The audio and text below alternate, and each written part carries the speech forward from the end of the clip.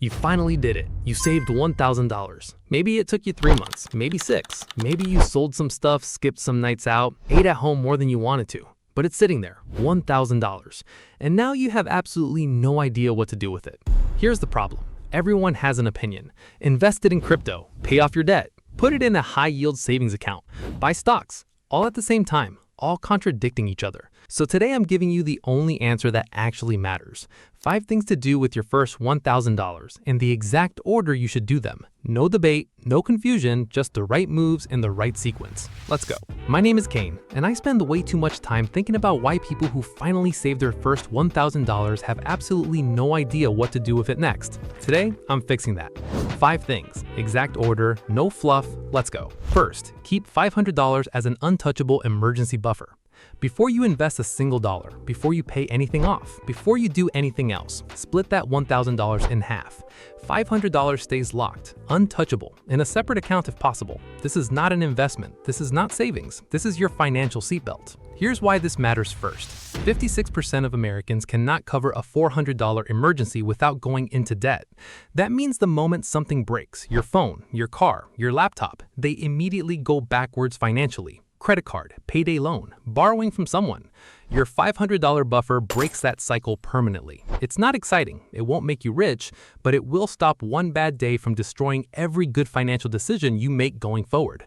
$500, separate account, do not touch it, ever. Second, destroy any high-interest debt with the remaining $500. You've got your buffer. Now take the remaining $500 and look at your debt. Not all debt, specifically any debt charging you over 15% interest. Credit cards, payday loans, buy now, pay later balances. Here's the math nobody explains clearly enough. If you invest $500 in the stock market, historically, you'll earn around 8 to 10% annually. If you have a credit card charging 21% interest, paying that off gives you an instant, guaranteed 21% return. No investment on earth gives you a guaranteed 21% return. Not crypto, not real estate, not the S&P 500. Paying off high-interest debt is investing. It's just the unsexy version nobody talks about. So if you have high-interest debt, that $500 goes straight there, minimum. If you have zero high-interest debt, amazing. Keep reading. Third, open a Roth IRA and put whatever's left inside it. Today, right now, before this video ends if possible. A Roth IRA is the single most powerful wealth-building tool available to regular people. Here's why. You put money in after tax. It grows completely tax-free, and when you retire, you pay zero tax on withdrawals. Zero. The government will never touch those gains. Not the growth, not the dividends, not the compounding returns built up over decades. If you invest $500 in a Roth IRA at age 22 and never add another dollar, at an 8% return, that $500 becomes approximately $17,000 by retirement, tax-free. Open it at Fidelity, Vanguard, or Charles Schwab. Takes 10 minutes. Put whatever you have left from your $1,000 straight inside it. Then invest it in a simple index fund. Which brings us to point 4. Buy one simple index fund, nothing else. Inside your Roth IRA, buy one thing, a total market index fund or an S&P 500 index fund. That's it, nothing else. Not individual stocks, not crypto, not your friend's hot tip.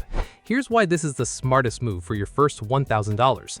Index funds own tiny pieces of hundreds or thousands of companies at once. When one company fails, it barely matters. When the whole market grows, you grow with it. The S&P 500 has returned an average of about 10% annually over the last 50 years.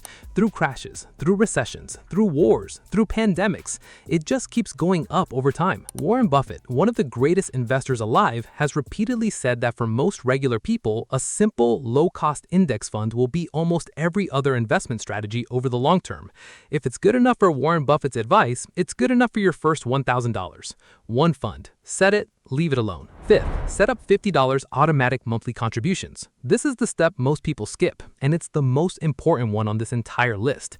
Your first $1,000 is the foundation, but the building gets built by consistency, not by big one-time deposits. Go into your bank or brokerage account right now and set up an automatic transfer. $50 a month into your Roth IRA, into your index fund. $50 is one less dinner out, one less impulse purchase, one less thing you won't remember buying in 3 months. But here's what $50 a month actually does over time.